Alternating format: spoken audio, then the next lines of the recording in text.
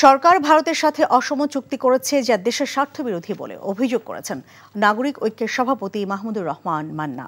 বিরোধী দলীয় সাবেক চিফ হুইপ জয়নুল আবদিন ফারুকের ওপর পুলিশি হামলার ১৪ বছর উপলক্ষে জাতীয় প্রেস ক্লাবের সামনে এক প্রতিবাদ সভায় এই কথা বলেন তিনি।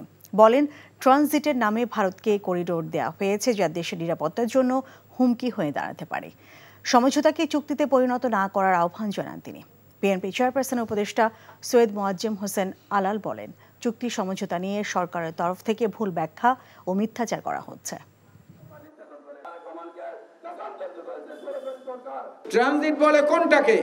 এক দেশ থেকে ঢুকবে, মাঝখানে আর এক দেশ হয়ে আরেকটি দেশে চলে যাবে, সেইটা হলো ট্রানজিট।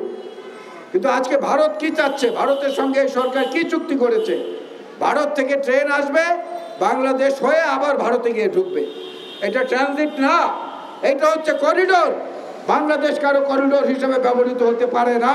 যখন স্মারক স্বাক্ষর করা হয় তার মানেই বোঝানো হয় যে এটা চুক্তিতে গড়াবে।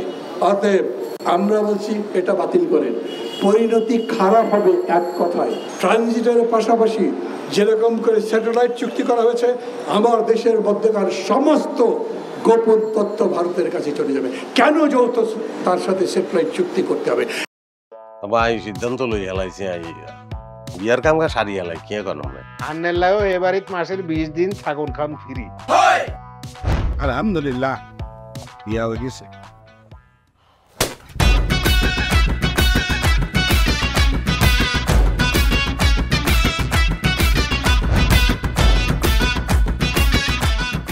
জীবনে কোনোদিন হুইনছেন লাউ আর কচুলই পোলার হোর বাড়িত কেউ গেছে? আর কথার বাইরে যদি এক পা আপনি যান, আই আন্নেরে সোজা তালাক দি দিমু, বুঝছেন নি? ভাইয়া কিছু টিয়া পয়সা দেন। কামড় দে আরে খাই পেলা, লবণ দিয়ে আরে খাই পেলা। আই চাই না আর জামাই ঘর জামাই থাক, আন্নে আমারে আন্নে কো বাড়িতে লই চলেন। হায় আল্লাহ রে, কাশেম কাশেম আমনেরে বহায় বহায় খাওয়াইতে পারতাম না, আমি কাম করি খান। এরে কাম করছি নি খেতে কোনোদিন নাই। আচ্ছা আর জীবনটা লইছি এরকম চিনিমিনি কিল্লেই কিল্লি। তুই কি আর হোলারে বিয়ে দিয়ে ওর বাড়িতে আড়াইছ না জেলখানা ঢুকেছিস? অন আরে তো ওই বাড়িতে একবার যাইতে হতো না, কিনলে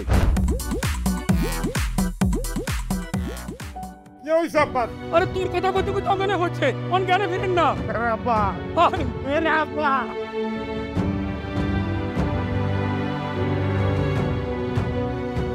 ওরে আর ডঙ্গের কথা রে, আমরা বলি স্বামী স্ত্রী।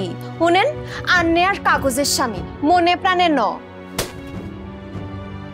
সরি আন্নে কালকে ও নাইগারে এতিমের লাইন হারাইতে চলে গেছেন। এত রান্না টিয়া পয়সা ক্যাশ কিচ্ছু দিয়ে যান না। ভাই আর আব্বুল্লাহকে একবেলা কথা কইছেন, না হারলে কলজে হাঁড়ি মরি যাইও ভাই। ব্যাকের লই মিলিমিশি কেমনে থাকুন যায়, কেমনে শান্তিতে থাকুন যায়, বাইসের কোনোদিন এমনি। তুই ঠিকই কইছিস বাজে, ঠিকই কইছিস। টিয়া পয়সার লোভে পড়ি আয় আর কোনো দিকে চাইবার সুযোগ হয় না, কোনোদিন ভাবিও না। অথচ মানুষ এই দুনিয়াত বাঁচতে গেলে আরো যে মানুষ লাগে সেটা তো আমি জানতাম না। এখন জন্ম সনদ দিয়ে খোলো বিকাশ স্টুডেন্ট অ্যাকাউন্ট। নিজের বিকাশ নিজে কর।